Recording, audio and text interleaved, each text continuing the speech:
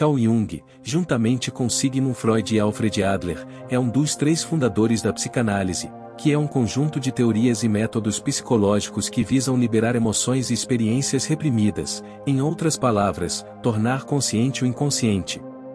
Jung nasceu na Suíça em 1875 e morreu em 1961, deixando grandes obras nas áreas de psiquiatria, antropologia, arqueologia, literatura, filosofia, psicologia e estudos religiosos. Jung teve Freud como mentor durante boa parte de sua carreira, mas depois se afastou dele. Essa divisão foi dolorosa para Jung e o levou a fundar sua própria escola de psicologia, chamada psicologia analítica, como um sistema abrangente separado da psicanálise. Se a psicanálise clássica se concentra no passado do paciente, já que as primeiras experiências são muito importantes no desenvolvimento da personalidade, a psicologia analítica se concentra principalmente no presente, na mitologia, no folclore e nas experiências culturais, para tentar compreender a consciência humana.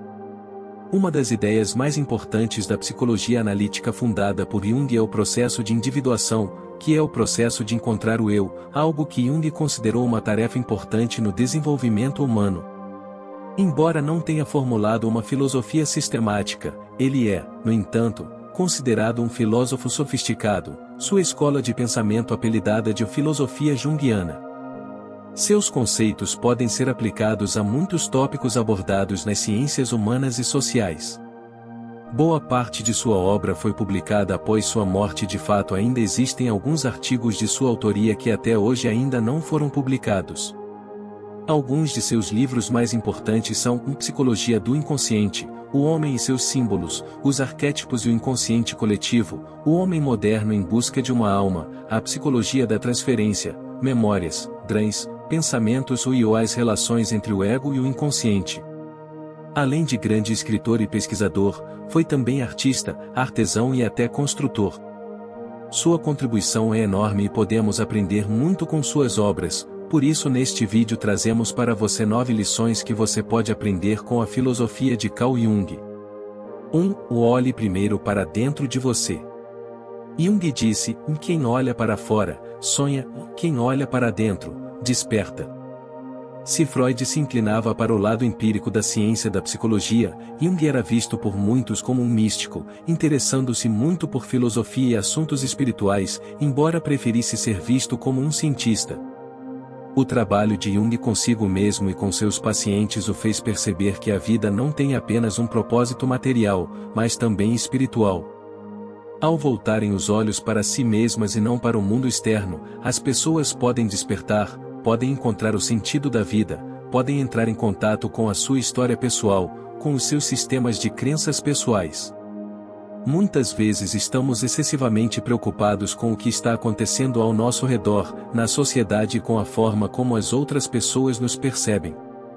Em outras palavras, estamos muito preocupados com a nossa persona, que é um falso eu que apresentamos à sociedade. Para entrar em contato com quem realmente somos, precisamos olhar para dentro. Olhando para dentro, poderemos entender melhor quem somos, conhecer melhor nosso mito pessoal, nosso sistema de crenças pessoal e poderemos entender quem queremos nos tornar, e isso nos ajudará a ter um rumo, um sentido na vida. Se não olharmos bem para dentro do nosso coração, nossa vida pareceria um sonho, mas sim o sonho de outra pessoa, no qual apenas acompanhamos um grupo, seja ele da nossa família, dos nossos amigos ou dos colegas de trabalho. Fazemos como todo mundo faz. Olhar para dentro é um processo de autoexploração, é a base do nosso verdadeiro eu. Para olhar para dentro, precisamos passar mais tempo sozinhos, meditando, analisando nossos desejos e sonhos, fazendo listas deles e de nossas habilidades e talentos e descobrir qual seria o caminho mais lógico a seguir na vida com base no que desejamos e recursos que temos. Fazendo isso regularmente, podemos encontrar a bússola certa para nos guiar ao longo de nossas vidas. 2. Integre seus contrários. Segundo Jung, a totalidade não é alcançada pelo corte de uma parte do ser, mas pela integração dos contrários. Jung é famoso por explorar os conceitos de anima e animus em psicologia. Segundo seu trabalho, eles representam os aspectos contrasexuais da psique de uma pessoa. Jung acreditava que se você é uma mulher, você tem uma psique masculina pessoal interior, ou animus, dentro de você e, se você é um homem, você tem uma psique feminina pessoal interior, ou anima, dentro de você. Embora nossa compreensão do gênero na forma como Jung o expressou tenha mudado radicalmente nas décadas desde que ele desenvolveu as suas teorias, o princípio de uma dualidade de personalidade ainda pode ser uma forma útil de compreender e trabalhar com a nossa própria psique holística. A principal consequência de ter nossa psique dividida em duas partes diferentes, nossa identidade de gênero externa e uma subconsciente, a parte contrasexual, seja anima ou animus, é que muitos de nós tendemos a negligenciar o subconsciente, reprimindo-o e às vezes isso pode voltar para nos machucar. Para evitar este conflito, é importante não só reconhecer esta parte oculta, mas aceitá-la. Quando temos os dois lados em harmonia, nossa atitude e interações com o sexo oposto tendem a ser mais positivas. Podemos tentar observar o nosso próprio comportamento ao lidar com os outros, podemos tomar notas e analisar o progresso que fazemos na jornada. De um modo geral, no caso de uma mulher que queira integrar o seu animus, ela deve esforçar-se para estar mais focada, seguir os seus objetivos e fazer tudo para os alcançar, sem sacrificar a sua feminilidade. E no caso do homem, ele deve passe a confiar mais no seu lado emocional, a se abrir mais diante das outras pessoas e a ser mais gentil no trato com os outros, sem sacrificar sua masculinidade. Através desta integração, as nossas interações com o sexo oposto irão melhorar. Podemos medir o nosso progresso de várias maneiras, talvez possamos escrever todos os dias a forma como tomamos decisões, a forma como interagimos com os outros e fizemos ouvir as nossas vozes. Equilibrar a nossa identidade com a nossa sombra e a nossa anima ou animus é a chave para alcançar a totalidade e melhorar as relações com o sexo oposto. 3. Analise seus sonhos. Nas palavras de Jung, o sonho mostra a verdade interior e a realidade do paciente como ela realmente é, e não como eu imagino que seja, e não como ele gostaria que fosse, mas como é. Segundo Jung, muitos sonhos parecem difíceis de entender a princípio, se não impossíveis, mas, quando os analisamos detalhadamente, eles podem revelar os aspectos mais secretos de nossa psique. Para compreendê-los, para nos aprofundarmos na complicada rede do nosso subconsciente, precisamos quebrar uma certa resistência. E quando conseguimos compreendê-los, muitas vezes ficamos surpresos ao ver como um sonho tão bobo pode revelar os problemas mais importantes e sérios da nossa psique. Os dramas falam-nos através de imagens e dão expressão aos instintos, às entidades mais elementares da nossa natureza. Assim, os sonhos são faíscas do inconsciente, revelando a realidade interior da pessoa, revelam a verdade e por isso são extremamente importantes na prática da psicoterapia. Os dramas podem ser analisados por cada um de nós, e não apenas num contexto psicoterapêutico. Para analisar seus sonhos, primeiro você precisa anotá-los imediatamente após acordar. Você pode colocar um caderno e uma caneta perto do travesseiro para que esta seja a primeira coisa a fazer pela manhã. Então, quando tiver tempo durante o dia, você poderá encontrar um lugar tranquilo e reler seu sonho. Anote as palavras-chave do texto e faça associações entre elas e o seu dia a dia. Talvez aquela xícara de chá que aparece no sonho seja presente de um amigo? Nesse caso, você pode ter assuntos pendentes com esse amigo. Depois de fazer essas associações, comece a escrever a interpretação do sonho, ligando todos os pontos. Digamos por exemplo que no seu sonho você estava indo em direção à cozinha para encontrar aquela xícara de chá, mas algo aconteceu fora da sua casa, houve um barulho alto e você se assustou e pensou em voltar correndo para o quarto. Uma interpretação desse sonho simples é que você pode precisar enfrentar seu medo para se reconectar com aquele amigo. Dramas podem ser muito mais complexos do que isso e quanto mais palavras-chave você encontrar em seu sonho, mais associações você poderá fazer e mais complexa será a interpretação. 4. Aprenda a enfrentar a realidade. Para citar Jung, daquilo a que você resiste, persiste. De acordo com Jung, quanto mais você resiste a qualquer coisa na vida, mais você traz isso para você. Quanto mais você fugir dos seus medos, mais a vida o colocará em condições de enfrentá-los. Na psicologia, a resistência apenas amplifica os seus problemas. Felicidade, bem-estar e saúde psicológica estão relacionadas à forma como lidamos com os aspectos negativos da vida, e não à forma como fugimos deles. Sempre que negamos os nossos problemas, ou lutamos contra eles de forma agressiva, ou quando estamos presos a sentimentos de mágoa, tristeza, ansiedade ou raiva, estamos resistindo a lidar com a questão central do problema. Quanto mais fixados estamos em nossa atitude negativa ou deprimida, mais resistimos a resolver o problema. Portanto, sempre temos que trabalhar nossos sentimentos para manter nossa saúde psicológica. As formas mais comuns de resistência são de negar o que está acontecendo, minimizar o problema, culpar outras pessoas ou situações e tentar mudar outras pessoas. Muitas vezes ficamos fortemente apegados aos sentimentos que não resolvemos ou analisamos profundamente. Para resolver um problema, precisamos primeiro aceitar que temos esse problema. Abandonar a luta e aceitar a realidade como ela é o primeiro passo. Por exemplo, imagine que você está lutando para continuar no trabalho, seu relacionamento com seu chefe está pior do que nunca e você ainda precisa pagar a hipoteca de sua casa. Porque lá no fundo você está aterrorizado com o que aconteceria se você perdesse seu emprego, sua casa, talvez até mesmo sua família se seu cônjuge o abandonasse. Você pode ter uma tendência a minimizar o problema, a não deixar seu cônjuge ver qual é a real situação. Enquanto isso, no trabalho, em vez de ter uma conversa essencial com seu chefe sobre o assunto que o incomoda, você pode ter a tendência de evitar até mesmo estar na sala de descanso com ele. Quanto mais você resistir a ter essa conversa com eles, mais você esconde o problema do seu cônjuge, mais a situação ruim persistirá e pior será o resultado. 5. E esteja ciente das superstições. Jung nos ensina que a superstição primitiva está logo abaixo da superfície até mesmo dos indivíduos mais obstinados. De acordo com Jung, não importa o quão perspicazes acreditemos que somos, ainda somos influenciados pela mitologia comum, pela religião dominante e pelas superstições culturais. Jung acreditava que precisamente aquelas pessoas que pensam que são imunes a tais influências sucumbem mais facilmente a elas, e portanto, é importante reconhecer o quão vulneráveis somos a elas.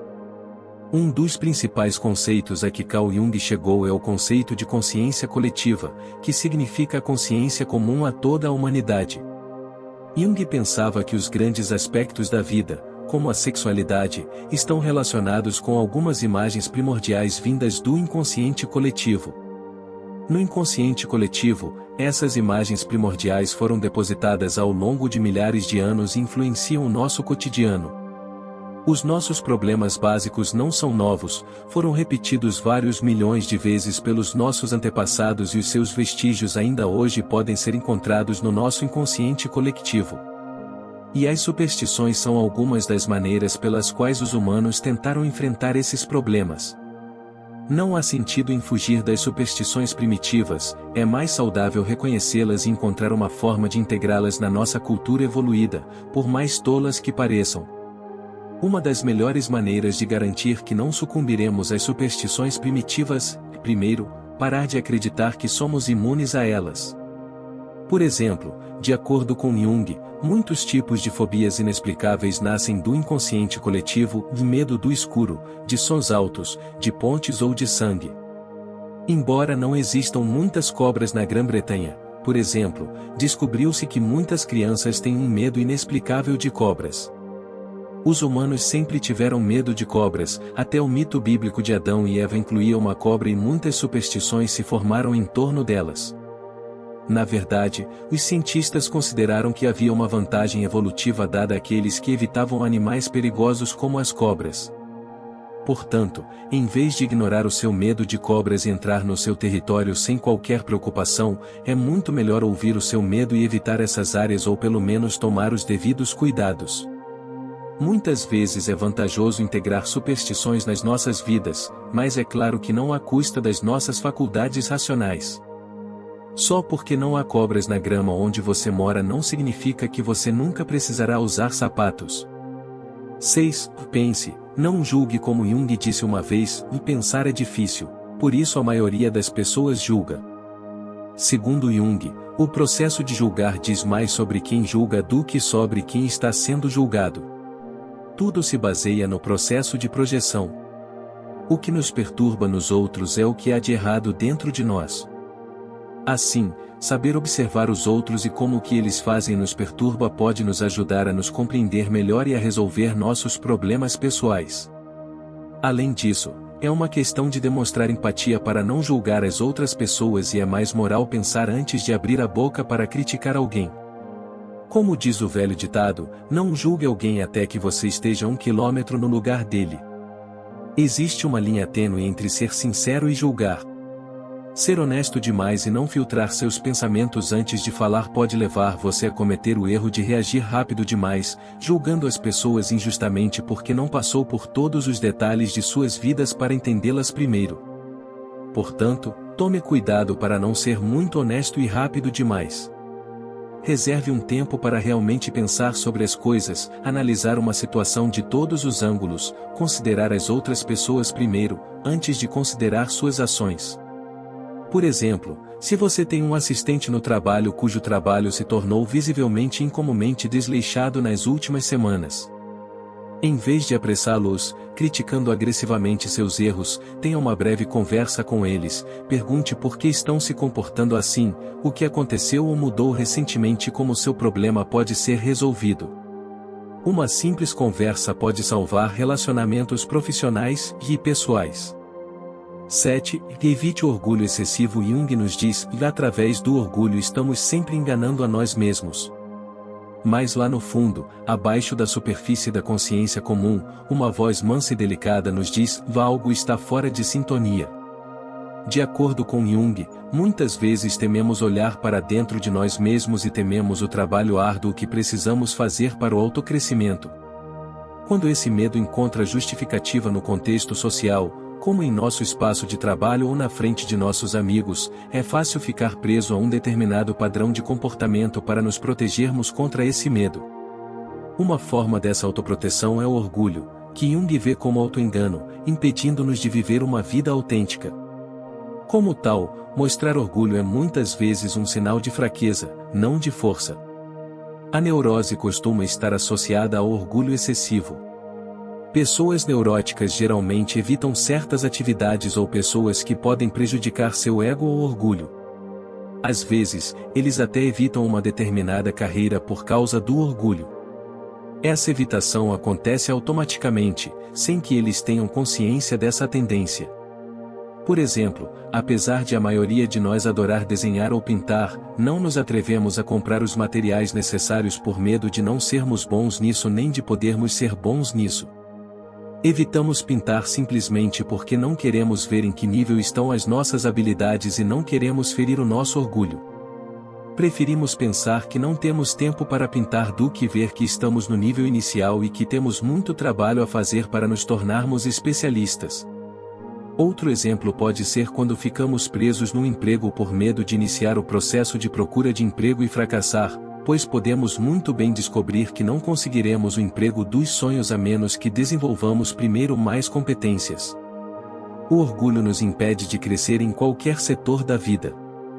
Desenvolver-nos em todos os níveis significa ser mais humildes, ousar enfrentar a realidade de que não somos tão grandes como pensamos e começar a trabalhar para nos melhorarmos. 8. Esteja ansioso para envelhecer. Jung escreveu: a vida realmente começa aos 40. Até então, você está apenas fazendo pesquisas.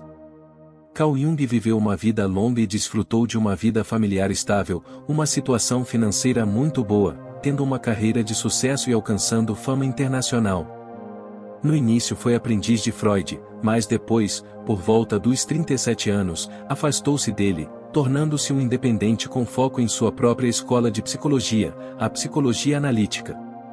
O momento do rompimento com Freud foi quando Jung publicou sua obra A Psicologia do Inconsciente. A partir de então, Jung caminhou por território desconhecido e todos os seus amigos o abandonaram, exceto 2 colegas. Na mesma época, Jung deixou seu posto médico em Burgosli e rompeu com sua famosa amante, que também era sua assistente de pesquisa. Assim, houve muitas turbulências na vida de Jung, até chegar aos 40 anos. Depois disso, Jung tornou-se uma figura independente, seguindo seu próprio caminho, tendo sua própria escola psicológica. Assim como Jung conseguiu encontrar seu caminho aos 40 anos, cada um de nós também pode. Até os 40 anos, muitas vezes trilhamos um caminho aberto por outros, aprendemos com especialistas ou mentores e temos medo de ir para o lado. Por volta dos 40 anos, chegamos ao ponto em que entendemos como a vida é curta e que devemos fazer tudo o que for preciso para encontrar a nossa própria voz, custe o que custar. Aos 40 anos, acabamos de viver cerca de metade de nossas vidas e ainda há muitas possibilidades pela frente. Aos 40 anos aprendemos a estar mais confortáveis na nossa própria pele, mais confiantes nas nossas capacidades, tendo uma boa experiência profissional, preocupamo-nos menos com o que os outros pensam de nós e temos mais coragem para fazer mudanças radicais. Portanto, devemos nos concentrar em aprender com os outros tanto quanto possível até os 40 anos, para tentar descobrir qual é o campo certo para nós então. Quando chegarmos aos 40, devemos nos tornar independentes, ter nossa própria voz e nossos próprios princípios estabelecidos de vida.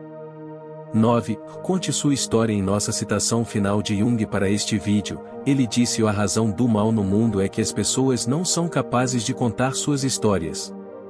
Como psicoterapeuta, Jung entendeu como é importante dar espaço aos pacientes para contarem sua própria história.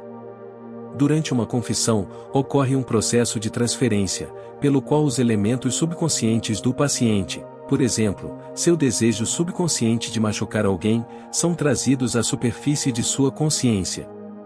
Jung chamou esse processo de integração de longo prazo de individuação. A individuação também pode ser realizada em um contexto fora da psicoterapia. Uma forma simples desse processo é escrever sua história. Basta uma caneta e um papel, um pouco de tempo e tranquilidade. Você também pode conversar com um amigo próximo ou gravar sua própria história, se achar mais confortável. Não escreva apenas o que aconteceu com você fisicamente, mas também sobre o que acontece nos seus sonhos, tudo o que está na sua mente.